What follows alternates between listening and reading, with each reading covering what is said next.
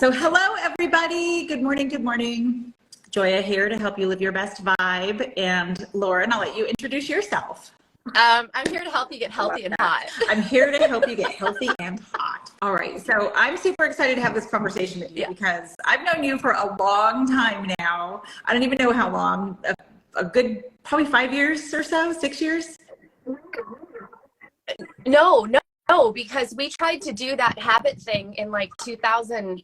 It's been that long? Or 16. Holy moly.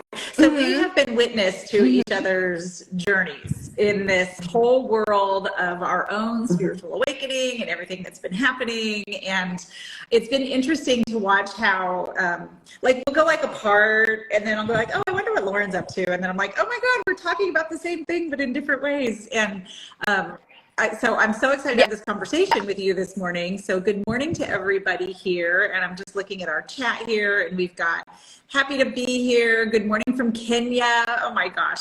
Good evening in Kenya. So yeah, I love when we have people like from everywhere. Wow. 𝗺𝗵𝗵, good morning to you. So this is going to be a super good conversation. So Lauren, I got an email from Lauren, I think it was yesterday, and it was about your new program that you have launching. And then I hopped over to watch your YouTube, and I was just super blown away by everything that you shared there, which was like such incredible information. And you've always been such a person who gets incredible downloads of information and highly intelligent. And you're one of those people who can see like all these pieces of the puzzle and you're like putting the puzzle together. And I think that now you've done it though in a way that is so, you've figured out how to simplify all of that information. It's been so hard, and I really appreciate that you were texting me while you were watching it, because like only recently have I had people like in my sphere that are supportive and that are like, wow, you're bringing an intangible into the body habit change. And before a couple weeks ago, like most of the people that were around me just criticized me for saying it wrong and like doing fitness wrong or doing spirituality wrong. And I knew that like I was deconstructing a puzzle that could be applied to the tangible thing with like your diet or your exercise.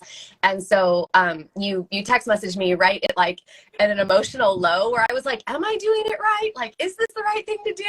And so I really appreciated that you saw that, because it's been a lot of effort. It's been so hard, and I've basically only been working on this the last 3 years. Yeah, so it really meant a lot that you did that. And then like I was like, oh my gosh, you signed up for it. This is amazing. Sign up for it. And then I'll tell you why I signed up for it. And then I want you to dive in and share your story, because I signed up for it because of everything that you were talking about with the molecules of emotion and how your brain, like I've been saying this, like your brain is a pharmacy. It's a neurochemical pharmacy that releases chemical signatures called emotion, energy and motion, and they all get stored in the unconscious mind, which is the body. And I was like, oh my God. And it wasn't until a year ago when I started asking that question, when I was like, why am I still repeating these habits? Why am I still doing these self-sabotaging habits of binge eating and binge drinking when I know not to do it? And that question dropped in was, what if the body is the unconscious mind? And then that sent me on this whole path of a different path of healing, where I was like, oh, I'm not going to think about anything anymore. I'm not going to analyze it. I'm just going to try to go into my feelings in my body and see what's going on inside. And it was a real struggle. So when I listened to your talk, and number one, you've overcome a binge eating disorder, which I have also struggled with from the time I was a little girl. Number two, I love the way that you have combined strength and flow. So the masculine and the feminine in your workout program, which I love. And number three, the way that you have this very spiritual, esoteric, metaphysical understanding of reality and how it pertains to the physical body. So with that, I'm going to zip it, and I want you to dive into giving everybody a little masterclass. I'm actually going to save this and repost it on my Instagram too. So about your program, who you are, your background, your story, your journey. And I'm going to go grab a cup of coffee while you're talking. Go for it. I had two so I stopped binge eating 13 years ago. And when I went to one of the therapists, he said, you have all the answers within. And it really pissed me off because I said, if I had all the answers, I wouldn't be here. And I went to several therapists. It didn't really work out with anybody. I started cognitive behavioral therapy and learned how to change mindsets about like negative self-talk and disassociating me being a good or bad person based on the good or bad food.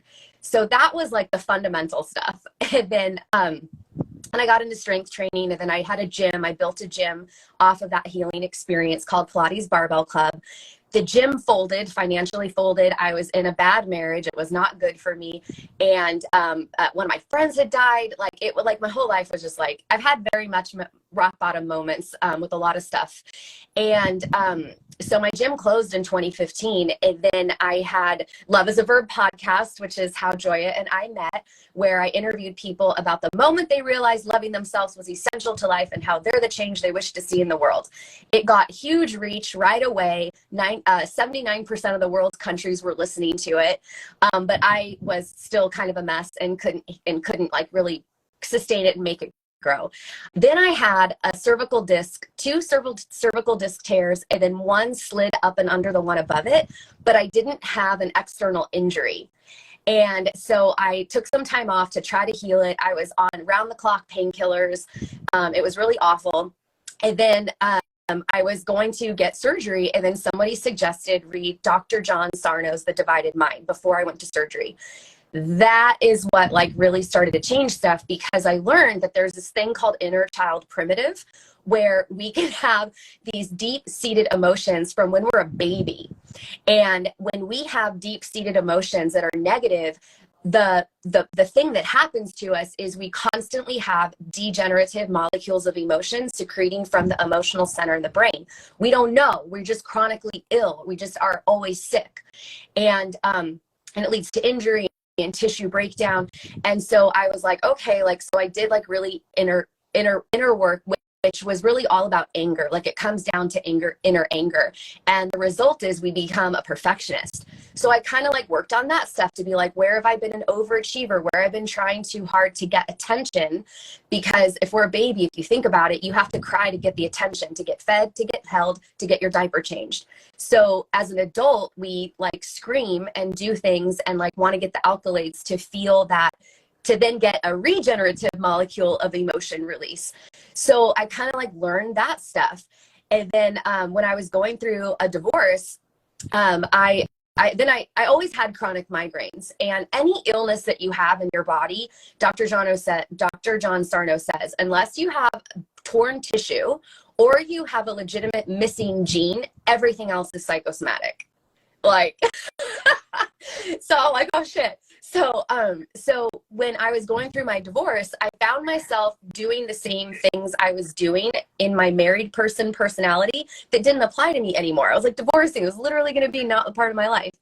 So then I learned from Dr. 𝗀𝗃 that like the things that you're doing are reinforcing your personality, which are reinforcing the molecules of emotion. So I was like, oh, like I actually have to stop doing things that were part of this life, because that life included a lot of chronic pain and migraines.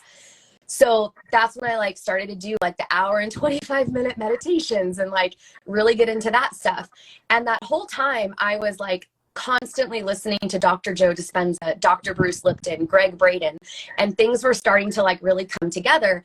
And I would listen to Abraham Hicks, but anything that was like feely good didn't make sense to me, because like you were saying, like I felt like I was so far removed from my body that like I couldn't access emotions. So I started to learn this stuff like from the outside in, like with the tools. So when I learned that molecules of emotion, that if we don't process our emotions, they get stored in different areas and they break down tissue. So I'm like, cool, I'm gonna use Louise Hay, and wherever I don't like a body part or I have pain, I'm going to go look at that metaphysical meaning, and then I'm going to look for that emotion and see where it shows up somewhere else in my life, so that I can go work on it in that other area of life, and it'll actually start to change the self-image that I'm having with myself.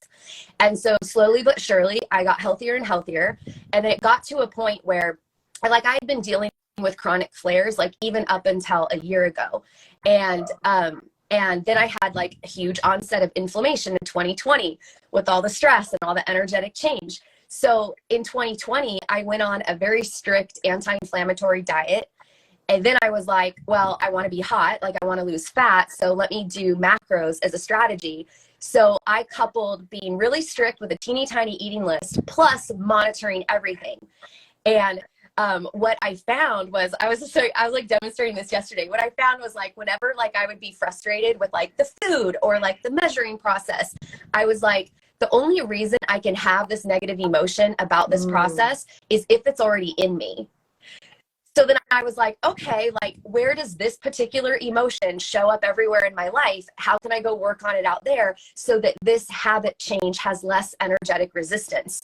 So my whole experience has been like using the tools to get to my emotions, because I was so self-avoidant that if somebody told me just feel, I'd be like, I need to look at the faces how do you and do figure that? out which one it is. I've been there. That's why I'm laughing. I'm like, oh, yeah, I had to do that. Yes. And so then it got to a point where like I was healthy and I was like, oh, like, will I be punished if I want to be hot? Will something happen if I want to be hot? Will I get another injury, or will something bad happen? And so it took a while for me to get comfortable to be like, actually, my dream body was always to look like a superhero and be super muscular. So then I started bodybuilding, and I ended up with a bodybuilding partner who's been training longer than I've been alive, and he's amazing. And we have like this very deep spiritual connection, like energetically. We talk about a lot of the similar things, but our lifestyles are totally different. Like, it's just so funny. And then I had to go through like other limiting beliefs of like, will people take me seriously if I'm hot? Or if I get too skinny, I'm going to be the epitome of colonized fitness because I'm white and I'm 5'2". Like, I had like a lot of like cultural barriers to break through. And so like, I think like that's part of like my mission, that like it is spiritual to want your dream body, because everything that you are not is because of something that you're afraid of, either with culture or with your family or within yourself. And to get your body to transform, you have to go through all of those fears and really own who you are and what your desires are and how you feel. Pause. That's the story. Yes, that's the context right? for everything else. Okay, so then this is why I wanted to have this conversation,